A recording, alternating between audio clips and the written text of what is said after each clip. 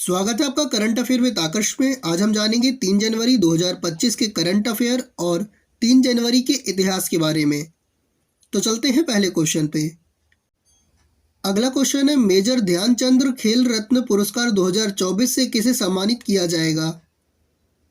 सही आंसर है option number ई, ये सभी, यानी डी गुकेश, प्रवीण कुमार, हरमनप्रीत सिंह और मनु भाकर, इन चारों को ही मेजर ध्यानचंद खेल रत्न पुरस्कार से सम्मानित किया जाएगा। डी गुकेश शतरंज के खिलाड़ी हैं, प्रवीण कुमार पैराएथलेटिक्स के, हरमनप्रीत सिंह हॉकी और मनु भाकर शूटिंग की खिलाड़ी हैं। अगला क्वेश्चन है, खेलों में उत्कृष्टता और नेतृत्व, खेल कौशल और अनुशासन दिखाने के लिए कितने खिलाड़ियों को अर्जुन पुरस्कार 2024 से सम्मानित किया जाएगा? सही आंसर है ऑप्शन नंबर ए, 32। 32 खिलाड़ियों को अर्जुन पुरस्कार 2024 से सम्मानित किया जाएगा। अर्जुन पुरस्कार पाने वाले ये खिलाड़ियों की सूची है, आप इसका स्क्रीनशॉट ले लें। अगला क्वेश्चन है, किस सेवानिवृत्त खिलाड़ी को अर्जुन पुरस्कार आजीवन 2024 से सम्मानित किया जाएगा?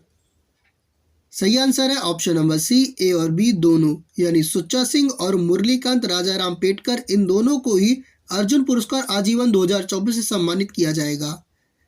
सुच्चा सिंह एथलेटिक्स के खिलाड़ी हैं, मुरलीकांत राजाराम पेटकर पैरा स्विमिंग के। अगला क्वेश्चन है, खेल और खेलों में उत्कृष्ट कोच के लिए नियमित श्रेणी में द्रोणाचार्य पुरस्कार 2024 से किसे सम्मानित किया जाएगा? सही आंसर है ऑप्शन नंबर डी, ये सभी, यानी सुभाष राणा, दीपाली देशपांडे और संदीप सागवान, इन तीनों को ही नियमित श्रेणी में द्रोणाचार्य पुरस्कार 2024 से सम्मानित किया जाएगा। सुभाष राणा पैरा शूटिंग के खिलाड़ी हैं, दीपाली देशपांडे शूटिंग और संदीप सागवान हॉकी के। अगला क्वेश्चन है, खेल और खेलों में उत्कृष्ट कोच के लिए लाइफ टाइम श्रेणी में द्रोणाचार्य पुरस्कार 2024 से किसे सम्मानित किया जाएगा? सही आंसर है ऑप्शन नंबर सी, ए और बी दोनों, यानी एस मुरलीधरन और आर्मांडो एग्नेलो कोलाको को यह सम्मान दिया जाएगा। मुरलीधरन बैडमिंटन के खिलाड़ी हैं और आर्मांडो फुटबॉल के। अगला क्वेश्चन है, राष्ट्रीय खेल प्रोत्साहन पुरस्कार से किस संस्था को सम्मानित किया जाएगा? सही आंसर है option number A, physical education foundation of India.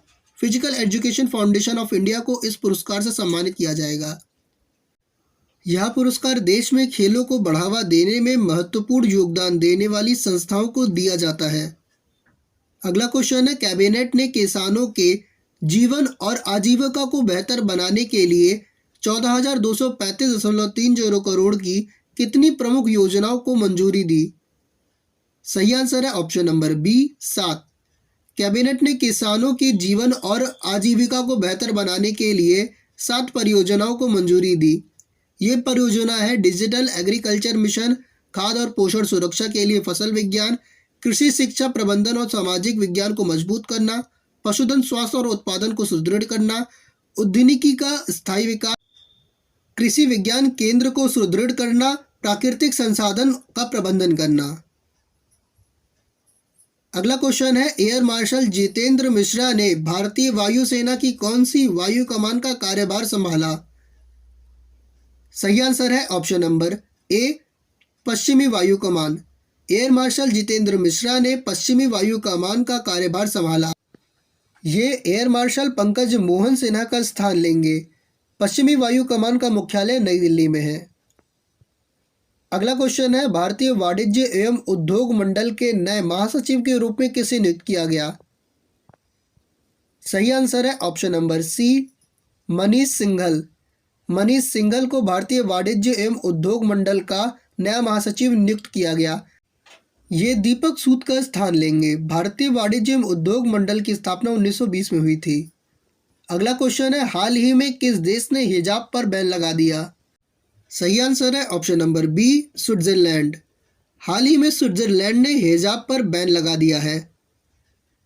अगला क्वेश्चन है, भारत नेपाल संयुक्त सैन्य अभ्यास सूर्य किरण के 18वें संस्करण की शुरुआत कहाँ हुई? सही आंसर है option number A, Saljhadi. Bharat Nepal संयुक्त सैन्य अभ्यास सूर्य किरण के 18वें संस्करण की शुरुआत नेपाल के सालझाड़ी में हुई। इसका आयोजन 29 दिसंबर 2024 से 13 जनवरी 2025 तक हो रहा है। अगला क्वेश्चन है, भारत में कॉफी निर्यात 29% की वृद्धि के साथ वित्तीय वर्ष 2024 में कितना रहा? सही आंसर है ऑप्शन नंबर ए, $1.14 बिलियन। भारत में कॉफी निर्यात 29% की वृद्धि के साथ 2024 में $1.14 बिलियन रहा।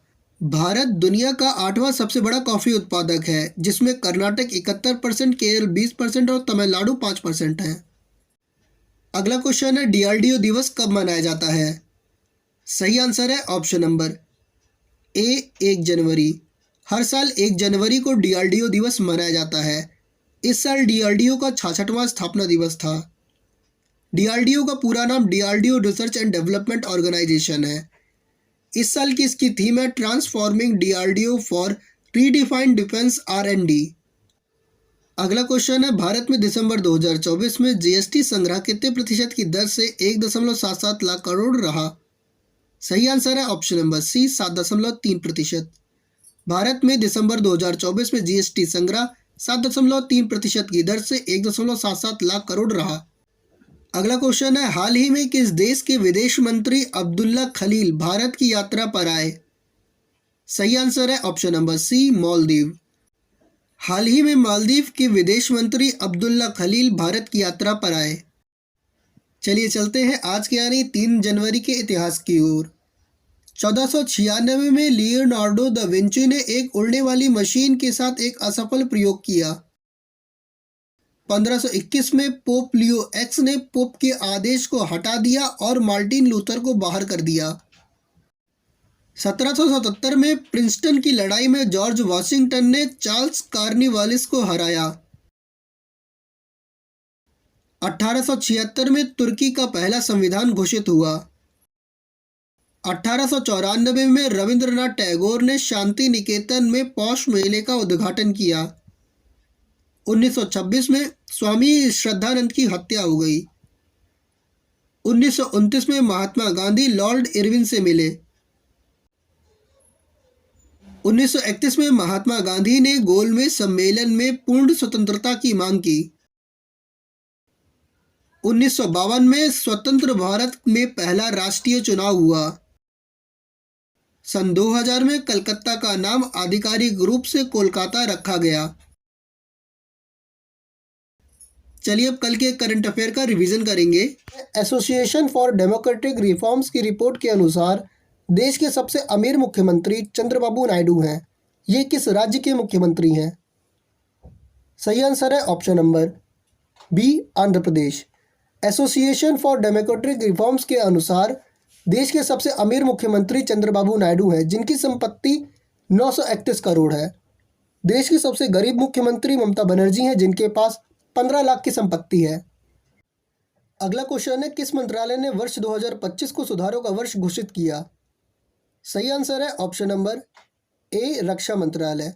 रक्षा मंत्रालय ने उच्च स्तरीय बैठक में 2025 को सुधारों का वर्ष घोषित किया तथा रक्षा मंत्री राजनाथ सिंह ने कहा है कि सुधारों का वर्ष सशस्त्र बलों के आधुनिकीकरण की यात्रा में एक महत्वपूर्ण कदम होगा। अगला क्वेश्चन है, जनवरी 2025 में इसरो NVS-02 मिशन लॉन्च करेगा। यह GSLV का कौन सा मिशन होगा? सही आंसर है ऑप्शन नंबर बी, संवा। जनवरी 2025 में इसरो NVS-02 मिशन लॉन्च करेगा। यह GSLV का 100वां मिशन होगा। मई 2023 में NVS-01 का सफल प्रक्षेपण हुआ था। अगला क्वेश्चन है, 26/11 मुंबई हमलों के आरोपी तोहव्वुर राणा को किस देश की अदालत के आदेश के बाद भारत प्रत्यर्पित किया जाएगा? सही आंसर है ऑप्शन नंबर ए, USA।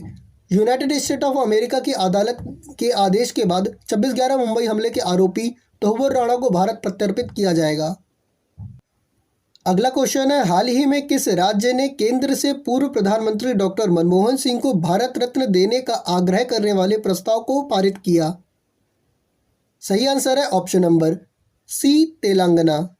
हाल ही में तेलंगाना ने पूर्व प्रधानमंत्री डॉक्टर मनमोहन सिंह को भारत रत्न देने वाले आग्रह को प्रस्ताव को पारित किया तथा तेलंगाना विधानसभा ने डॉक्टर मनमोहन सिंह की प्रतिमा को हैदराबाद में स्थापित करने के प्रस्ताव को भी मंजूरी दी। अगला क्वेश्चन है, दिल्ली विकास प्राधिकरण यानी डीडीए को यमुना पर रोपवे स्थापना के लिए स्थल चयन करने का निर्देश किसने दिया? सही आंसर है ऑप्शन नंबर ए, LGVK सक्सेना। दिल्ली में प्रदूषण रहित सार्वजनिक यातायात व्यवस्था का विकल्प तलाशने के लिए बैठक की अध्यक्षता करते हुए LGVK सक्सेना ने यमुना पर रोपवे स्थापना के निर्देश दिए। अगला क्वेश्चन है, UIDAI के नए CEO के रूप में किसे नियुक्त किया गया? सही आंसर है option number B, Bhuvneshwar Kumar. Bhuvneshwar Kumar को UIDAI के नए CEO के रूप में नियुक्त किया गया। ये अमित अग्रवाल का स्थान लेंगे जो फार्मास्यूटिकल विभाग के सचिव बना दिए गए हैं। अगला क्वेश्चन है, हाल ही में किस देश ने मृत्युदंड पर रोक लगाने के लिए कानून पारित किया? सही आंसर है ऑप्शन नंबर सी, जिम्बाब्वे। हाल ही में जिम्बाब्वे ने मृत्युदंड पर रोक लगाने के लिए कानून पारित किया। अगला क्वेश्चन है, किस देश की नौसेना ने 20 भारतीय मछुआरों को रिहा किया? सही आंसर है ऑप्शन नंबर सी, श्रीलंका। हाल ही में श्रीलंका की नौसेना ने 20 भारतीय मछुआरों को रिहा किया। अगला क्वेश्चन है, केंद्र सरकार ने किस राज्य में आई प्राकृतिक आपदा को गंभीर प्राकृतिक आपदा घोषित किया? सही आंसर है ऑप्शन नंबर बी, केरल।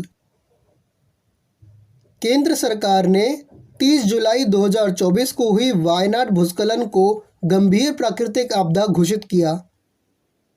अगला क्वेश्चन है, stumped life behind and beyond the 22 yards किस पूर्व भारतीय क्रिकेटर की आत्मकथा है? सही आंसर है option number A, Syed Kirmani. Stumped life behind and beyond the 22 yards Syed Kirmani की आत्मकथा है। अगला क्वेश्चन है, 24वीं राष्ट्रीय वनवासी क्रीड़ा प्रतियोगिता कहाँ आयोजित की गई थी? सही आंसर है ऑप्शन नंबर ए, छत्तीसगढ़। 24वीं राष्ट्रीय वनवासी क्रीड़ा प्रतियोगिता छत्तीसगढ़ के रायपुर में आयोजित की गई थी। ये 27 से 31 दिसंबर 2024 को आयोजित की गई थी। अगला क्वेश्चन है, 78वीं संतोष ट्रॉफी का खिताब किसने जीता? सही आंसर है ऑप्शन नंबर सी, पश्चिम बंगाल। पश्चिम बंगाल ने 78वीं संतोष ट्रॉफी का खिताब अपने नाम किया। इस फुटबॉल मैच में केरल को हराकर पश्चिम बंगाल ने 33वीं बार इस खिताब को अपने नाम कर लिया। अगला क्वेश्चन है, किस भारतीय क्रिकेटर को ICC player of the year 2024 के लिए नॉमिनेट किया गया? सही आंसर है option number C, Jasprit Bumrah. ICC trophy के लिए जसप्रीत बुमराह के अलावा अर्शदीप और स्मृति मंदाना को भी नॉमिनेट किया गया। अगला क्वेश्चन है, वैश्विक परिवार दिवस कब मनाया जाता है? सही आंसर है ऑप्शन नंबर ए, 1 जनवरी। हर साल 1 जनवरी को वैश्विक परिवार दिवस मनाया जाता है। इस साल की इसकी थीम है one world one family building bridge across generations. Thank you very much. अगर आप लोग को ये वीडियो सेशन पसंद आया हो तो प्लीज़ इसे लाइक कीजिएगा, शेयर कीजिएगा और सब्सक्राइब ज़रूर कीजिएगा।